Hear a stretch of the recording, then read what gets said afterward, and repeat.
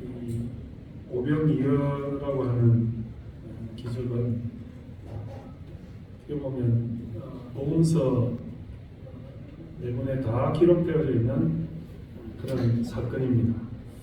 대부분의 예수님의 능력과 사건들이 여러 가지 이 복음서 저자의 관점에서 기록이 될 수도 있고 안 될 수도 있고 또 강렬한 인상을 주기도 하고 그렇지 않기도 합니다만 오병이어의 기적은 대단히 우리에게 많은 의미를 가지고 또 많은 제자들의 그 기록의 핵심이 되며 강렬한 인상을 주었다고 보여지는 것입니다.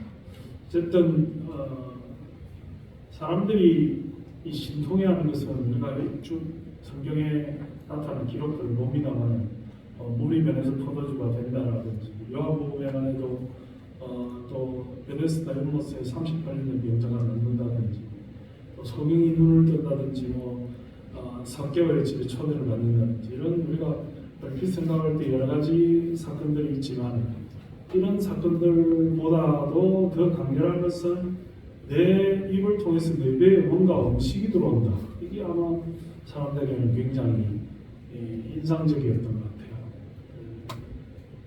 그래서 우리도 부지런히 남들에게 뭔가를 먹을 것을 제공하는 것이 굉장히 인상적이다. 아무리 좋은 얘기를 하고 전도를 하고 구원 초청하고 상담을 해주고 이건 별로 소용이 없고 목사가 열심히 여러분들에게 설교하는 것도 중요하지만 오늘처럼 이제 나갈 때 떡을 하나씩 드리면 굉장히 인상적인 예배가 되겠다. 추수감사절, 맥주감사절 하니까 교회에서 떡을 주더라. 우리 이 어린 시절에 이렇게 교회에 대해서 추억이 있느냐? 어떤 스님이 동화를 잘해주시더라. 어떤 전도사님이 설교를 잘해주시더라. 어떤 이 교회 가니까 분위기가 좋더라. 이것보다는 성탄절에 가니까 먹을 거를 주더라. 이게 이제 아이들에게 굉장히 강렬한 인상을 주는 거고 군대 가면 전에 가면 초코파이 하나 주는데 교회 가면 2개 주더라.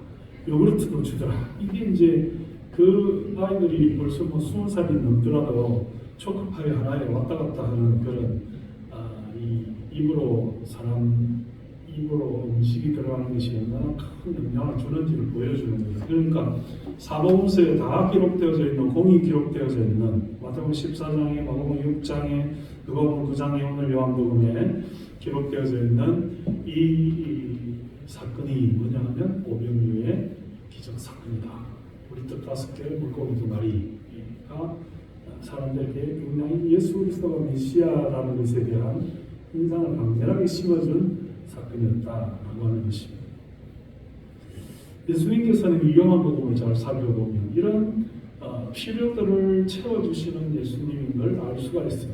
요한복음 1장에는 예수님이 하나님의 아들이고 예수님이 이 세상에 예수님을 영접하는 모든 자에게 영생을 주시기 위해서 오신 분이다. 예수님이 오신 당에서 예수님 누구신지 예수님에 대한 세례요한의 증명 이런 것들을 요한복음 1장이 말해주고 뒷부분에 와서는 예수님이 제자들을 부르시는 그런 모습들을 보여주시면서 공생의 사역을 시작하고 있지만 요한복음 2장에 가면 예수님이 그 혼인잔치라고 하는 인생의 일생에 있어 가장 중요한 잔치의 포도주가 모자라는 아주 결정적인 미스테이크가 잔치의 분위기를 흐리게 할 수 있는 그때에 우리병에서 포도주를 만드는 문제를 해결하시는 잔치집에서 일어나는 불상사를 하나님의 아들로서 해결해 가시는 모습을 보여주고 있고 또 요한복음 3장과 4장에는 지체가 높고 완벽하게 보이는 니고데모라는 사람에게 구원의 길을 설명하시고 4장에는 지체가 가장 비천하고 사람 취급을 받지 못하는 사마리아 수가성의 여인을 통하여 그에게 생명의 물을 설명해 주심으로 해서 복음을 전해 주시는 예수님의 모습 구원자로 오신 신분이 높고 지체가 있고 완벽해 보이는 사람에게도 또는 신분이 낮고 미천하여 가장 인간 취급을 받지 못하는 소망이 끊어진 남편 5이 있었던 그 여인에게도 예수님이 왜 필요한지, 무엇을 해결해 주시는지, 어떻게 오셨는지를 설명을 하고 있고, 어떻게 보면 이 요한복음 2장과 3장과 4장이 요한복음 전체의 인트로덕션이다. 전체를 개요해주는 그런 말씀들로 순서가 정해져 있다. 이렇게 볼 수 있고, 5장에 가서는 사람들이 제일 고민하는 문제 중에 하나는 질병을 어떻게 해결할 것이냐. 하는 문제를 베데스다 연못가에 38년 된 병자를 고쳐주심으로 해서 사람들의 질병 문제를 어떻게 해결할 것이냐 하는 것을 예수님이 해결 방법을 제시해 주시는가 하면, 오늘은 이제 오병이어를 통해서 굶주리고 배고픈 사람들에게 그들의 배 고픔을 만족시키는 비결과 방법이 과연 무엇이냐 하는 것을 우리 보여주시는 그런 말씀으로 자리매김을 하고 있다. 예수님이 왜 오셨는지, 우리가 필요한 것이 무엇인지 라는 것을 조목조목 순서 나열하시면서 우리 예수님이 어떻게 그 문제를 해결해 가시며 그 문제의 본질은 무엇이냐 하는 것을 보여주는데, 아이들이 교회 다닐 때 선생님이 동화를 해주는 방식으로 보리떡 5개 물고기 2마리로 5,000명이 먹었다고? 너무나 놀라운데, 내가 5,200원이 있으면 하나 예수님이 기적을 베푸셔서 5,200원이 300만 원이 되고 5,000만 원이 될 수도 있을까? 이렇게 만약에 여러분들이 접근을 한다면, 교회 오면 내 재산이 10만 원이 든 재산이 10억이 될 수도 있겠네? 이렇게 만약에 접근을 한다면, 일 안 하고 예수님 뒤만 따라다니면 오병이어를 통해서 먹고 마시며 배부를 수 있겠네? 이렇게 접근하신다면 하나님의 의도가 아니다 하는 것입니다. 하나님의 의도가 아니다. 그래서 우리가 요한복음에 독특한 그런 구성들이 뒤에 보면 예수님께서 26장 26절에 예수께서 대답하여 이르시되 내가 진실로 너희에게 이르노니 너희가 나를 찾는 것은 표적을 본 까닭이 아니요 떡을 먹고 배부른 까닭이로다. 썩을 양식을 위하여 일하지 말고 영생하도록 있는 양식을 위하여 하라. 이렇게 예수님이 이 오병이어의 기적에 대해서 해석을 해주시는, 너희들이 이 예수님 오늘 읽은 우리 본문 15절에도 보면 이 사람들이 예수님을 왕으로 임금으로 삼으려는 줄 알고 예수님 피해서 돌아가셨다, 다른 데로 가셨다, 이렇게 말씀하고 있잖아요. 예수님은 이런 사건들을 통해서 사람들이 일하지 않아도 이제 지금 우리는 배부른 것으로 충분하지 않아요. 그러나 과거의 사람들이 배고픈 것을 해결해 주는 것이, 민생고를 해결하는 것이 가장 중요한 일이었단 말이죠.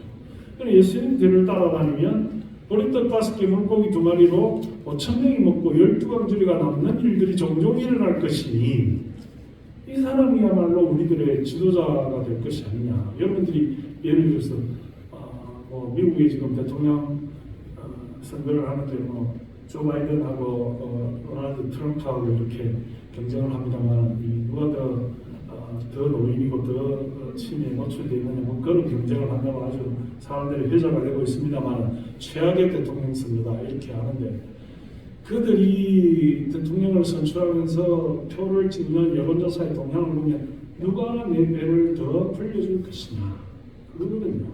관점이 어떻게 하면 국수주의를 통해서 나라의 그 제3자나 타국의 그 사람들을 막고, 또는 주류 사회의 인권이 더 많이 돌아갈 것이냐, 거기에 관심이 있다 말이죠.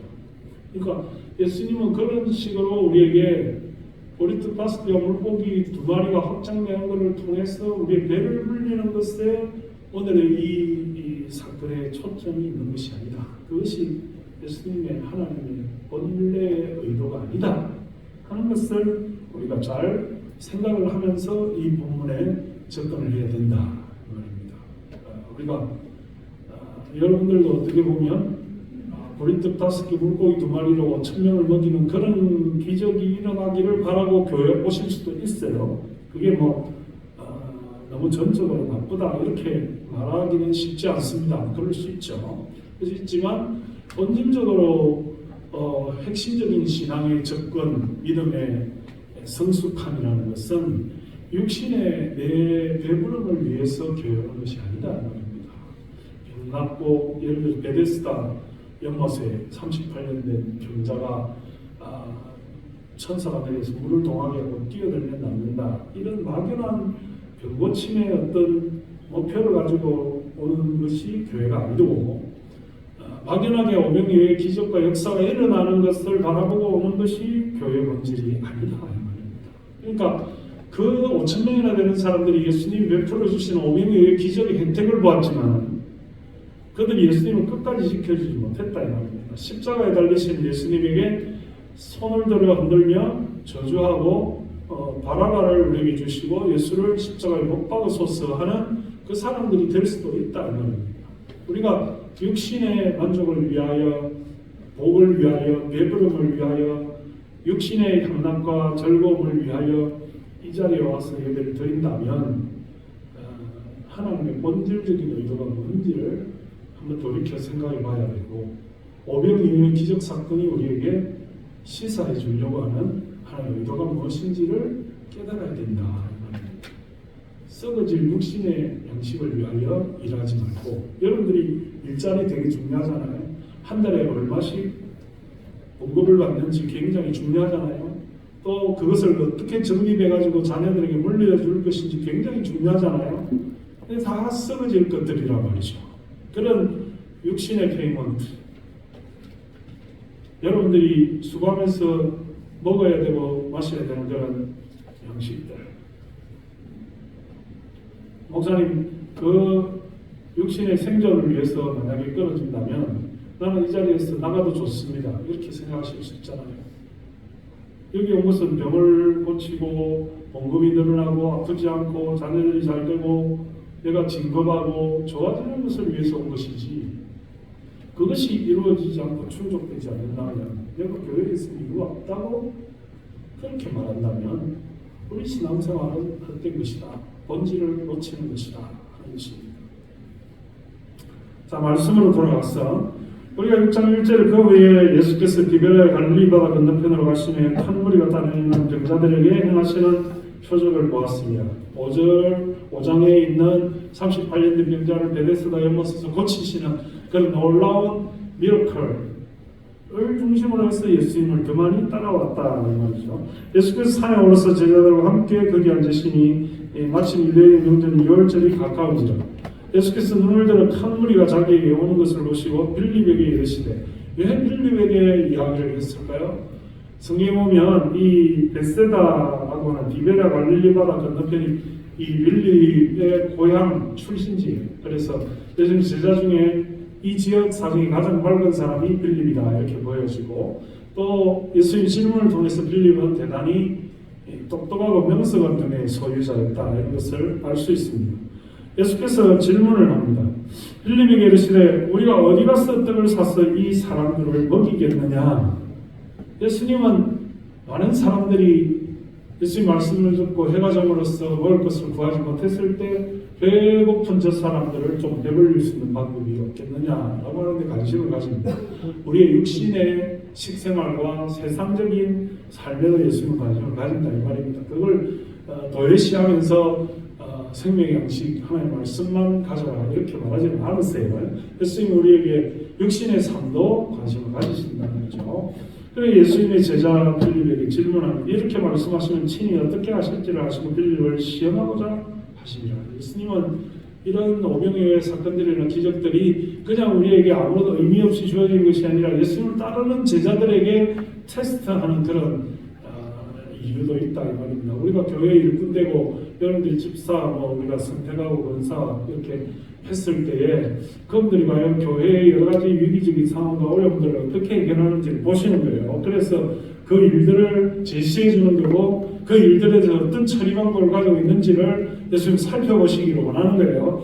우리가 어려운 문제가 있을 때 예수님이 내가 어떻게 하는지를 보시려고 하는구나 하는 것을 깨달아야 된다 이 말이죠. 자, 그럼 어떤 방식으로 빌립이 해결하려고 합니까? 7절 보니까 빌립이 대답하되 각 사람으로 조금씩 받게 할지라도 200데나리온의 떡이 부족하리이다 했습니다. 최소한 200데나리온이 있어야 된다. 한 데나리온은 노동자의 하루 품삯이니까 요즘 돈으로 환산을 한다면 노동자의 하루 품삯이 적게 잡아도 10만 원이라고 보면 200데나리온은 2천만 원 정도가 아닌가 이렇게 생각이 됩니다. 제 계산이 맞습니까? 제가 산수에 약해가지고 2천만 원, 최소한 5천 명 먹이려면 한 사람에게 한 3, 4천 원씩 식비가 들더라도 5천인분을 하려면 최소한 2천만 원 있어야 되겠다. 그런 계산이 빌립은 빨리 나온 겁니다. 그리고 이 빌립의 그 다음 이어지는 대답이 부족하겠다 했죠. 그러니까 우리가 이 예수님의 현안에 대해서 제자들에게 질문을 했을 때 한 사람은 빌립의 대답이 있고 그 사람은 예수님이 빌립에게 물어봤지만 그 사람에게 물어보지 않았는데 안드레가 대답하는 장면이 나옵니다. 그 다음 구절에 보면 8절에 제자 중 하나가 시몬 베드로의 형제 안드레가 예수께 여짜오되 여기 하나이가 있어 보리떡 5개와 물고기 2마리를 가지고 있나이다. 그러나 그것이 이 많은 사람들에게 얼마나 되게 사옵나이까 했습니다. 문제를 해결하는 두 가지의 방향과 인물의 유형을 말해주는 거죠. 계산이 빠른 사람, 그 다음에 그것을 어떻게 구할지 불가능하겠다고 부정적인 결론을 내리는 사람의 빌립의 유형이 있고 또 한 사람은 안드레와 같이 예수님이 이렇게 질문하시고 이렇게 베풀어 주시려고 할 때 예수님의 해결 방법이 있을 것이다라고 직시하고 그 해결 방법을 위해서 최선의 노력을 기울이는 최소한의 노력을 기울이는 예수님은 없는 데서 무에서 유를 창조하셔서 우리를 도우시는 분이 아니고 우리의 적은 믿음이라도 적은 것을 통해서 크게 역사하시는 분이시다 하는 것을 우리가 알아야 되겠다는 거죠. 소재가 있어야 됩니다. 그냥 사람을 흙으로 빚으시고 그 코에 생기를 불어넣어서 인간을 창조하신 것처럼 예수님이 말 씻는 그 결례에서는 물 항아리에 물을 가득 채워라 했을 때 그 물이 소재로 쓰여진 것처럼 기본은 있어야 되겠다는 거죠. 적은 믿음이라도 있어야 되겠다는 것이고 겨자씨 하나만큼의 믿음이 있어야 되겠다는 것이고 그것에 하나님의 은혜가 역사가 있을 때에 새들이 수많은 새들이 가지에 깃들이는 큰 풍성한 믿음의 나무가 된다. 그러니까 우리 중에는 이렇게 팩트에 대한 파악이 빨리 되는 사람이 있어요. 문제가 있으면 이건 이렇게 돼서 이렇게 되니까 이렇게 하면 이걸 이렇게 도저히 우리가 할 수 없겠다. 결론이 뭐냐면 할 수 없는 겁니다. 많은 경우에 우리는 할 수 없다라고 말하는 그런 사람들이 가족 가운데서도 있고 직장에서도 존재하고 교회에서도 그런 팩트에 대한 체크를 해서 부정적으로 결론을 내리는 사람들이 있다는 것입니다. 근데 교회가 왜 존재합니까? 하나님이 왜 계십니까? 믿음이 왜 필요합니까? 그런 팩트만 존재한다면 아무런 해결 방법이 없죠. 팩트를 모르는 사람이 있겠어요. 우리 중에 이렇게 친구로 지내도 공자님 말씀하는 사람 있죠. 이렇게 해라, 저렇게 해라. 이건 안 된다, 저건 안 된다. 이래서 안 된다, 저래서 안 된다. 이건 아무리 생각해도 도저히 불가능한 일이다. 맞죠? 틀린 말입니다. 병원에 갔어요. 암이 충만해가지고 지금 남은 세월이 3개월에서 6개월입니다. 이거는 너무 온몸에 암이 펴졌기 때문에 치료가 불가능합니다. 그럼 쏘아? 어쩌라고? 우리의 모든 현상에 대해서 이래서 이렇다 저래서 저렇다 그 말을 누가 못하냐고. 그런데 믿음이라고 하는 것은 무엇을 뜻합니까? 그럼에도 불구하고 하나님이 해결하실 수 있다는 거죠. 그럼에도 불구하고 주께서 역사하실 수 있다는 거죠. 그럼에도 불구하고 변치 않는 그 상황을 가지고 우리가 뒤집어 엎을 수 있는 그런 것이 믿음의 힘이다라는 것입니다. 상황이 변하는 것이 아니라 그걸 받아들이는 거죠. 암이 충만해서 6개월밖에 못 산다 하는데 치료 방법이 없다는데 너는 죽었다라고 하는데 죽음이 나에게 위협이 되지 않는다라고 말하는 게 믿음이다. 그거 그럴 수 있는 거지. 그거 모든 사람이 하나님의 부름을 받아 가는데 뭐 어쩌라고. 그러나 우리는 천국이 있고 부활이 있고 영생이 있고 소망이 있다고. 그것이 나에게 위협이 되고 고난이 되고 아픔이 되고 그렇게 할 수 없다고. 주를 믿는 믿음이 우리를 강하게 단련해서 정금같이 나아갈 수 있는 역량이 우리에게 있다고 하는 것이 믿음이지. 5,000명을 먹이려면 2,000만 원이 있어야 되는데 단돈 20만 원도 없는 예수님의 제자들이 어떻게 이 문제를 해결할 것이냐? 불가능하다는 것이 빌림의 대답이고, 한편에는 소년이 가지고 있는 보리떡 5개, 물고기 2마리가 있지만은 예수님이 어떻게 하시는지 보자 하는 것이 안드레의 믿음입니다. 지식과 지혜로 분석해서 불가능을 결론하는 것이 신앙생활이 아니고, 순종하고 하나님의 은혜를 믿고 주님 앞에 따르는 것이 신앙이다 하는 것을 보여주는 거예요. 보리떡 5개, 물고기 2마리가 5,000명을 어떻게 먹이느냐? 산술적으로 불가능하고 화학적으로 불가능하다? 맞지요? 맞지요? 그러나 예수님은 온 세상을 통제하시고 창조주의 아들이시며 단서가여 우리에게 가능케 하시는 그런 분이시다 하는 데 초점이 있는 것이지, 그 문제를 대하는 2가지 유형의 사람들의 반응을 예수님이 보시려고 하는 것이다. 크게 말하면 예수님의 제자들을 훈련하는 하나의 과정이다.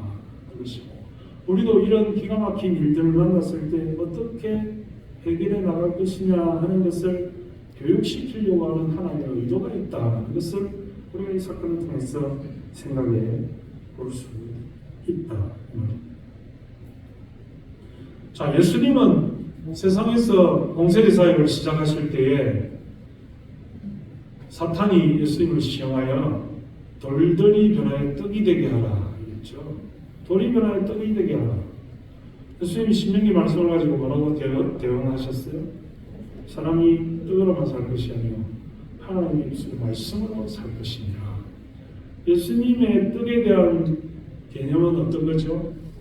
예수님의 떡에 대한 개념은 떡이 필요하긴 하지만 떡으로만 사는 것이 아니라는 것이에요. 오늘 예수님의 초점은 이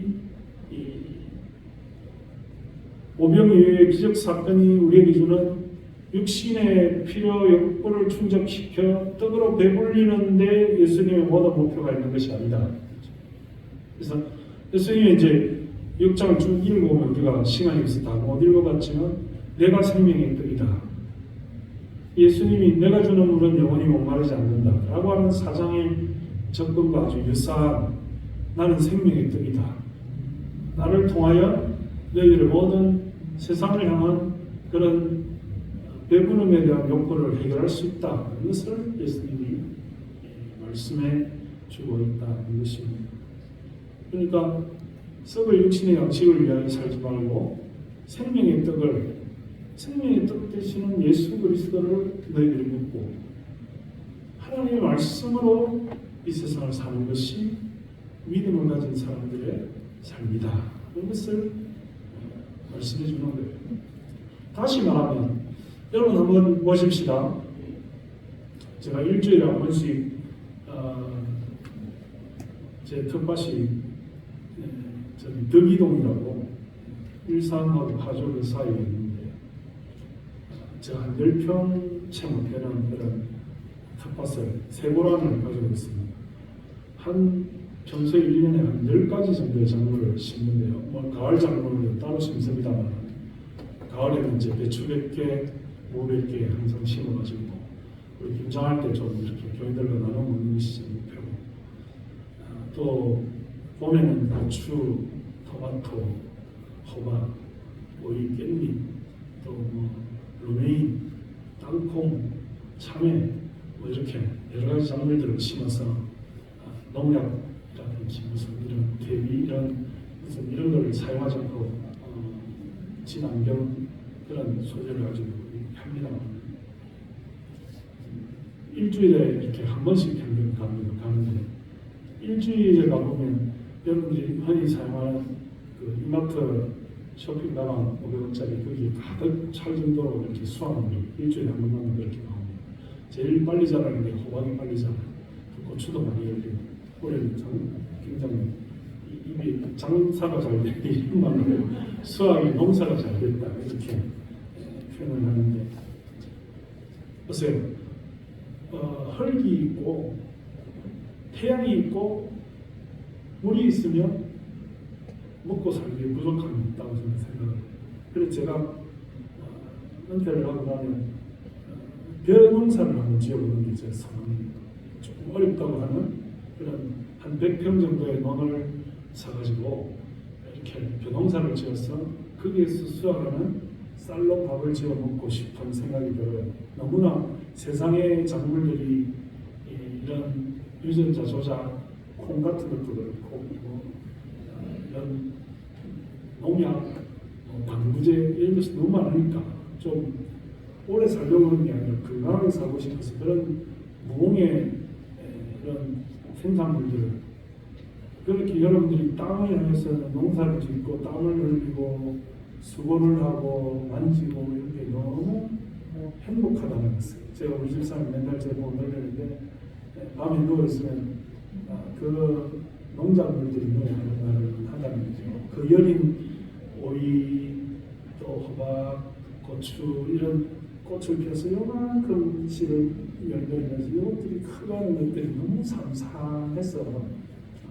자식 셋을 키우고 이제 보내놓고도 나는 농작물을 키우면서 자연입니다. 그리고 이제 우리나라 정도면 남자들이 좋아하는데 이유가 있는 거죠. 일찍 처리되고 일찍 농사를 시작해요. 저는 한 20년 가까이 됐는데 미국에 있을 때 농사를 했는데, 근데 참 잘하지는 못해도 그 취미생활이 주는 행복함은 적지 않다는 거죠. 어떨 때는 저 일산 대교 넘어가는데 도로비가 2,500원 하고 5,000원 하면 이 가까이서 사먹는 게 훨씬 더 나을 수도 있어요. 요새는 이제 방법을 알아가지고 일산 대교 넘어가서 농협에 가면 도로비를 자기들이 지원을 해줍니다. 농협 거기 센터에 가면 주소지가 인천으로 되어 있으면 일산 대교 넘어가면 그 도로비를 자기들이 지원을 해줘요. 그래서 이 도로비가 안 아까운데,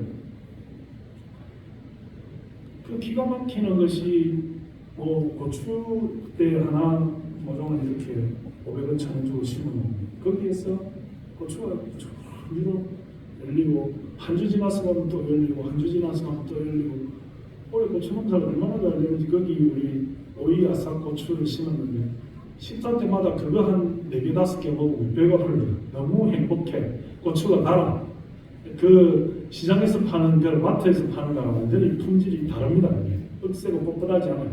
부드럽고 연하면 고추의 매운맛이 있고 달달한 맛이 있는다는 말이죠. 하나님이 오병이의 기적이 무엇이냐 하면, 글쎄요, 제가 이제 설교 끝나면 우리 배성 집사님이 이 과학기술 그쪽 전문이라서 한번 물어볼 건데, 햇빛, 태양빛의 어떤 요소들이 이 식물들을 자라게 하는가?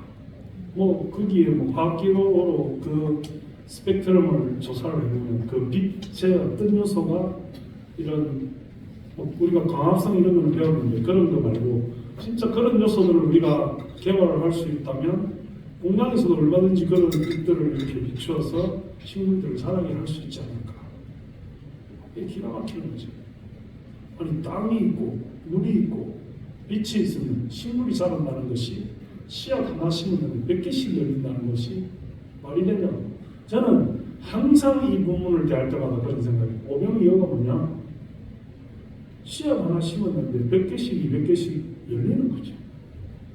그 우리가 50억이나 되는 인구가 그 씨앗과 알맹이를 먹고 생명을 유지한다는 거죠.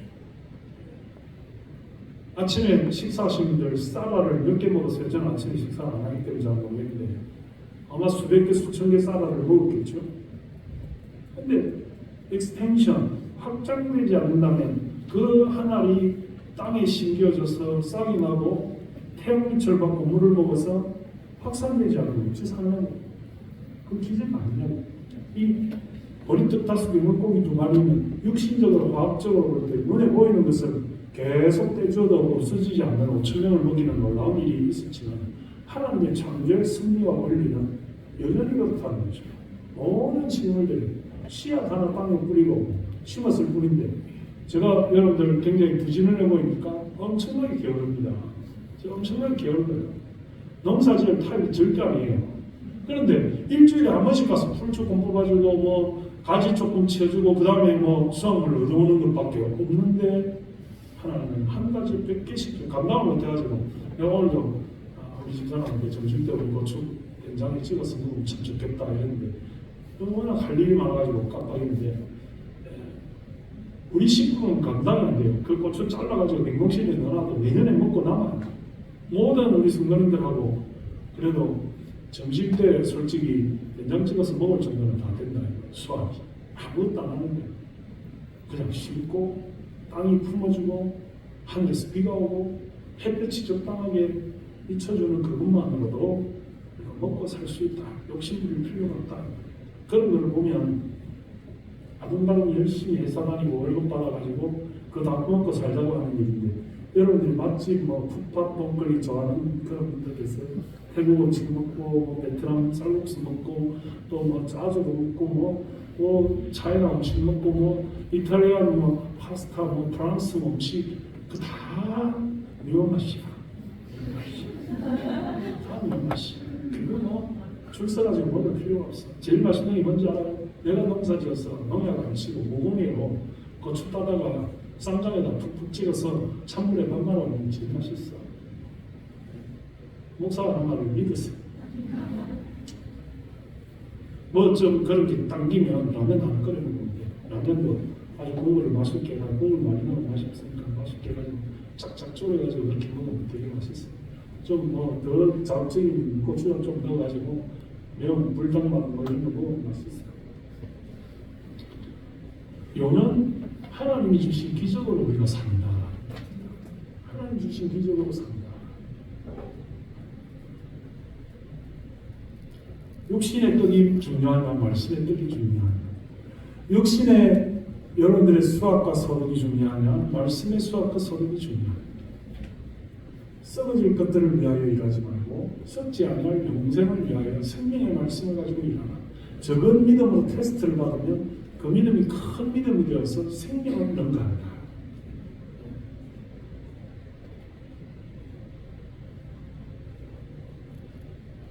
사랑하는 성도 여러분, 제가 이 요한복음 말씀으로 많은 설교를 했고 또 더 많이 할 수도 있습니다. 근데 한 가지는 소년의 오병 이어의 헌신이 5,000명을 먹이는데 가능하게 했다. 우리의 여러분들 제 말을 한번 믿어보세요. 여러분들 주위에 짜투리 땅이라도 하나 있으면 땅값이 비싸서 사실 농사 힘들지. 모종이 비싸서 힘든 건 아니에요. 모종 한 2만 원치만 딱 투자를 하면 그걸 심어놓고 잊어버리라고. 그냥 뭐 여러분들이 풀매고 거름 주고 농약 주고 무슨 비료 주고 하려고 하지도 말고. 그래도 여러분들이 후회하지 않을 정도의 수확물을 얻을 수 있다. 참 기가 막히는 신풍방통한 일이다. 말이죠. 그 참외가 요만한 손톱만큼 나가지고 이게 점점 자라면서 초록색의 털이 푸석푸석 마치 애기 그 솜털이 푸석푸석한 것처럼 그 참외 솜털이 푸석푸석 나는 그런 걸 처음 봤어요. 상토마되어 있는 노란색 매끈매끈한 참외만 봤지 초록색의 그 솜털이 푸석푸석 솜털로 뒤덮여 있는 그걸 본 적이 있어요. 이 애가 이제 점점 노래지면서 그 솜털이 싹싹싹 벗겨지고 마치 애기들 솜털이 다 벗겨져서 어린애미 솜털이 없는 것처럼. 그래서 그 표준 껍질이 매끈매끈해지고 노란색이 싹 뜨기 시작합니다. 욕심을 부리면서 초록색이 있을 때 다 먹으면 썩어 아무 맛도 없지만 노란색으로 변해서 그게 더운 시기를 놓치면 또 안 돼요. 그래서 이게 완전히 다 노란색으로 되고 이 참외를 따서 먹으면 그럴 때 먹을 때는 껍질을 까는 게 아니고 그냥 씻어가지고 껍질 채로 이렇게 먹으면 너무너무 맛있고 어쩌다가 이렇게 먹는 게 하는지 모르겠습니다만 기적과 같은 일이다. 거기에서 이제 하나님의 창조의 질서와 원리를 발견하라는 겁니다. 그뭐 우리가 돈 주고 참외 사면 얼마나 하잖아요. 그러나 그렇게 키워서 먹는 참외 뭐 옆집에는 수박도 크게 농사를 지어가지고 잘하던데 수박도 가능하면 얼마든지 우리가 고추는 감당을 10주만 심으면 감당할 수 없을 정도의 고추를 생산해서 꽈리고추도 심고 이와사비고추, 청양고추, 매운 거, 베트남 고추, 멸치와 볶아 먹는 거 이런 종류대로 심어서 얼마든지 우리가 먹을 수 있다는 것입니다. 걱정할 필요가 없다. 여러분들이 내 돈 못 벌면 어떻게 생활하지? 시골에 땅 사는 데 가가지고 땅 100평만 사 컨테이너 하나 갖다 놓으면 얼마든지 먹고 사는 데는 부족함이 없어요. 너무 욕심 안 부려도 된다 이 말입니다. 병원에 가까이 가려고 하지 말고 아프면 죽으면 돼요. 오늘 병원에 가서 굳이 고치려고 아프면 돌아가신 거지. 하나님이 다시 살려줄 건데 부활의 인생의 소망이 있는데. 사랑하는 성도 여러분, 우리가 하나님 앞에 이런 헌신이 필요하다. 보리떡 5개, 물고기 2마리의 헌신이 필요하다. 우리의 적은 정성으로 5,000명을 먹이 12광주리가 된다. 마지막으로 예수님께서는 이 오병이어의 기적의 마지막에 어떻게 말했느냐 하면 그 모든 이 먹고 남은 것을 어떻게 하라고요? 어떻게 하라고요? 버리라 했어요. 예수님이 율법장에 남은 것들에 대해서 예수님이 12절에 보면 그들이 배부른 후에 예수께서 제자들에게 이르시되 남은 조각을 거두고 버리는 것이 없게 하라 하심으로 이에 그들이 보리떡 5개를 먹고 남은 조각이 12바구니에 찼더라 하였습니다. 오늘 7월 7일인데 한 사흘 전에 7월 4일에 4th July라고 이 미국 독립기념일이었어요. 그래서 파이어워크를 합니다. 독립기념일에 불꽃놀이를 하는데 엄청 멋있게 합니다. 1시간씩 몇천만 원 돈을 들여서 학교 하나마다 독립적이 다 불꽃놀이가 있는데 저희 대학에서 있는데 그때 저희가 1억 2천만 원 들여서 불꽃놀이 하는데 엄청나게 순식간에 다 불꽃이 없어요. 불꽃놀이 하는 돈만 가져도 아프리카에 못 먹는 사람 1년간 먹을 수 있다 이런 이야기를 합니다. 우리나라에 음식 먹고 남겨서 버리는 음식 쓰레기만 모아도 북한 사람들을 먹여 살릴 수 있다 그런 얘기를 해요. 예수님의 이 경제 원리는 예수님이 보리떡 5개 물고기 2마리라고 5,000명을 먹이고 12광주리가 남을 정도니까 찌끄레기 버려. 먹다 남으면 다 버려. 다 없애도 돼. 이럴 거잖아요. 그래야 맞잖아요. 예수님은 얼마든지 무한 능력이 있는데 그거 먹고 남은 거 뭐 하려고 모으라고 그래요. 예수님은 그게 굉장히 중요하다는 거죠. 중요하다는 거죠. 우리가 경제생활 할 때 항상 절약하고 항상 버리는 일이 없도록 하고 항상 함부로 우리가 풍족하고 건강하고 함부로 물질을 사용하지 말라는 하나님의 뜻이 있다는 것입니다. 다 그것대로 또 소용이 되고 쓸모가 있기 때문에 항상 우리가 너무 넘쳐서 너무 엄청 많죠. 너무 함부로 물질을 사용하거나 우리가 차고 넘치도록 그렇게 함부로 낭비하거나 버리거나 그렇게 하지 말라는 것이 하나님의 뜻이에요. 예수님 능력이 있으니까 모든 걸 할 수 있잖아요. 아침에도 하고 저녁에도 하고 우리가 성경의 기록에 보면 예수님 제자들이 먹을 것이 없어서 막 지나가다가 이 보리쌀을 막 뜯지도 않은 거를 뜯어가지고 먹는 그런 장면도 나오고 먹을 것이 없어서 예수님 혼자 버려도 12제자들이 다 먹을 거 구하러 동네에 들어가는 그런 장면도 나옵니다. 수없이 예수님이 힘들게 어렵게 그렇게 장면이 나옵니다. 아니 예수님 기도만 하면 되는데 뭐 그거 힘든 일이야? 내 중에 뭐 먹을 뻥튀기 하나 가져와 100개 만들어버리고 금방 하나 가져와 청이 만들어버리고 그러면 되지. 예수님의 기적의 본질은 그게 아니다 이 말이에요. 땀 흘리고 수고하고 애써야 먹을 것이 입으로 들어온다는 것이 예수님의 뜻이고 함부로 낭비하고 버리고 흥청망청 살지 말라는 것이 하나님의 뜻이에요. 예수님은 축사하시고 기적을 베푸셨어요. 보면 예수님이 그 오병이어를 받으시고 예수님 받으시고 그리고 하나님께 영광을 돌려드리고 감사했다 이 말입니다. 감사하고 하나님 앞에 그 은혜를 받아야만이 그 역사가 일어난다는 것입니다. 우리가 가진 적은 은혜라도 하나님 앞에 감사하지 않으면 그런 은혜와 역사가 일어나지 않는다는 뜻이에요. 우리가 하나님 앞에 적은 것으로 충성하고 섬기고 믿음으로 살고 하나님께 감사의 본질을 드릴 때에 하나님께서 놀라운 역사를 우리에게 보여주시는 것이지 그런 감사가 없을 때에 우리는 아무런 역사도 기적도 기대할 수 없다 하는 겁니다. 그래서 예수님은 이런 사람들에게 그냥 육신적인 호기심이나 즐거움이나 어떤 무의도시가 예수님 능력이 계시니까 우리가 로또를 사면 일등에 당첨시켜주세요. 제가 10%를 주님께 드릴게요. 그렇다고 예수님 우리에게 로또를 당첨시켜주지 않는다 이 말입니다. 제가 항상 말하지만 로또를 습관적으로 하시는 분들은 그 습관을 끊으시길 바랍니다. 주님 뜻은 그게 아니에요. 그게 당첨이 된다고 해서 절대로 좋은 일이 일어나지 않습니다. 통계 자료에 의하면 복권이나 로또에 당첨된 사람들이 불행해질 확률이 훨씬 더 높습니다. 물질이 우리를 행복하게 해주지 않는다 이 말입니다. 그러니까 우리가 하나님 앞에 적은 것으로 만족하고 하나님 앞에 은혜에 감사할 줄 알고 하나님의 능력 가운데 믿음으로 하나님 보여주시는 그 기적의 역사를 지금도 우리가 한 걸음 한 걸음 디디며 살아가는 이 모든 것이 한순간 한순간 지나는 것이 하나님의 기적이 아니면 살 수가 없다는 것입니다.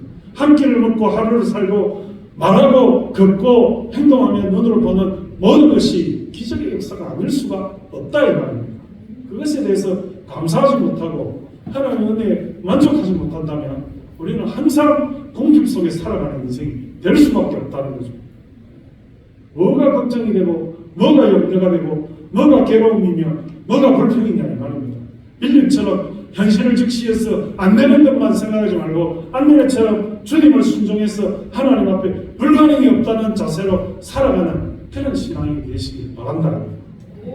그래서 여러분들이 좀 더 즐거워지시기 바라고 좀 더 행복한 사람이 되기를 바라고 좀 더 적은 것으로도 살 수 있다는 것에 감사하기를 바라고 좀 더 욕심을 부리지 않고 하나님의 은혜를 따라 살아가시는 저와 여러분 되시기를 주님의 이름으로 축원합니다. 하나님 아버지